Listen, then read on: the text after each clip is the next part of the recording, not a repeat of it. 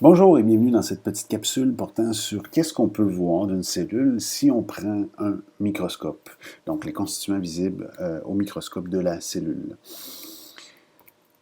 Si on a déjà fouillé un petit peu sur Internet, on peut voir dans le fond différentes vues de cellules puis de morceaux quelconques qui seraient visibles seulement avec un microscope, justement. Là. Donc, on va essayer de distinguer c'est quoi ça, qu'est-ce qu'on est capable de repérer en faisant référence à l'autre capsule qui était sur le nom des fameuses composantes ou des parties de la cellule. Donc, je vous réfère aussi à une autre capsule portant sur l'utilisation du microscope qui était un peu plus imagée. Donc, je vais utiliser un certain vocabulaire, habituez-vous, hein, qui nous permet de s'assurer qu'on a la bonne vue pour, après ça, pouvoir parler de ce qu'on voit.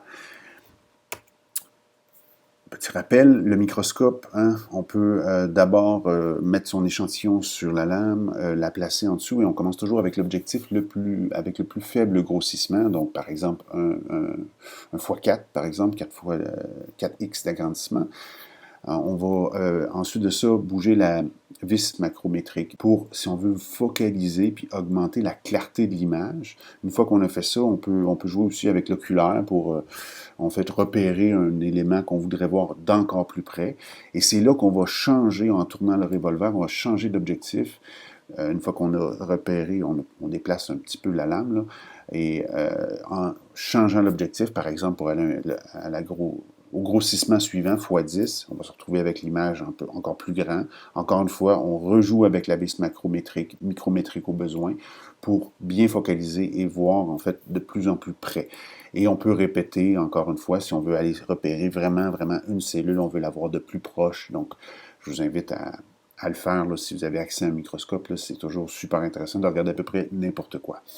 Vous avez dans vos notes, à la page 69, qu'est-ce qu'on peut retenir que vous êtes capable de voir. Je vous ai mis comme deux images, là, en fait, qui seraient comme typiquement, hein, vous êtes capable de me dire, celles qui ont des formes plutôt géométriques, celles du haut, cellules végétales, et celles du bas, qui sont des formes plutôt arrondies, qui sont les cellules animales. Donc, est-ce que vous êtes capable de nommer les différentes composantes qu'on voit maintenant? Je fais un petit rappel des composantes avec une image, deux images très agrandies là, de ce qui serait vu au microscope. On a typiquement une cellule animale dans le haut et végétale dans le bas. Donc, il y a d'abord le noyau, hein, l'espèce de cerveau de la cellule hein, qui contrôle tout. On le voit très bien sur la cellule du bas en couleur et même sur la cellule du haut, hein, on voit très bien où est le noyau. On a ça peut être discutable, c'est très fin, hein, l'espèce de pellicule qui enveloppe le noyau, donc la membrane nucléaire, qui contrôle les échanges entre le cerveau et le reste de la cellule. On a l'espèce de gelée dans laquelle tout ça baigne, hein, le cytoplasme qu'on avait appelé, et dans lequel se produit toute la circulation de toutes les différentes substances qui sont produites. On a le pourtour comme tel de la cellule. Dans les deux cas, c'est ce qu'on appelle la membrane cellulaire, donc une espèce de douanier qui contrôle ce qui rentre et qui sort de la cellule. On a le réservoir d'énergie, hein, la vacuole, soit une très grosse vacuole dans le cadre de la cellule végétale, on se rappelle. Et là, ici, on a une petite cellule dans laquelle il y a une plus petite vacuole. Il peut y en avoir plusieurs dans les cellules animales. On a pour la cellule végétale uniquement, hein, l'espèce de paroi cellulosique, le squelette de la cellule, ce qui la maintient dans sa forme et dans sa rigidité. Et encore une fois, pour les cellules végétales uniquement, les chloroplastes qui produisent, dans le fond, en fait, qui permettent de capter l'énergie pour réaliser la photosynthèse. Maintenant, dans vos notes, vous aviez deux images. On va commencer avec celle du haut. Hein. On peut remarquer hein, les formes géométriques, donc c'est une cellule végétale.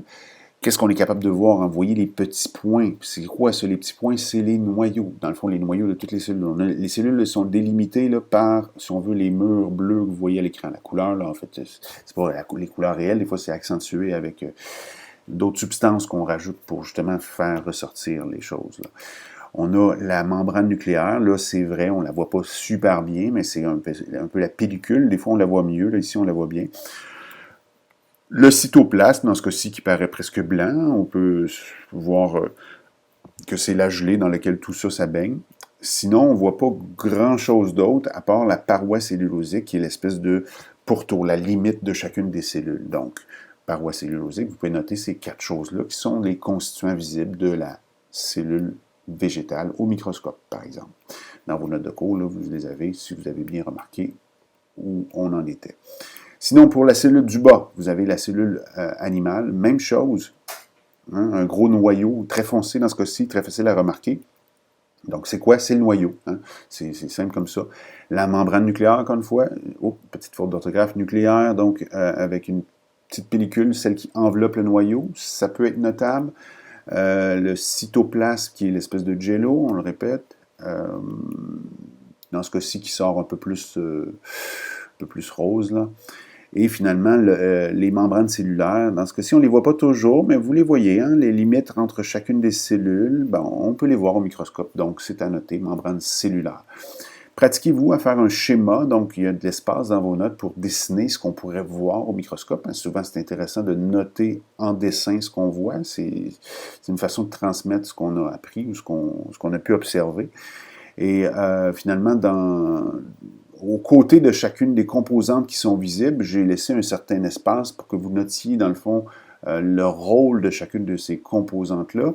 Et vous remarquerez que les quatre composantes qu'on peut voir, à part la dernière, sont les mêmes dans le cas de la cellule végétale et animale. Donc, vous pouvez retranscrire les rôles de chacune des composantes dans les cases appropriées. Là. Notez, là, j'ai fait des petits symboles, le cerveau, le douanier, l'espèce de circulation, le réservoir à essence. Ça, c'est des choses qui peuvent vous aider visuellement, de vous rappeler à quoi ça sert en même temps, ce qu'on voit au microscope. Et voilà, ça termine cette capsule.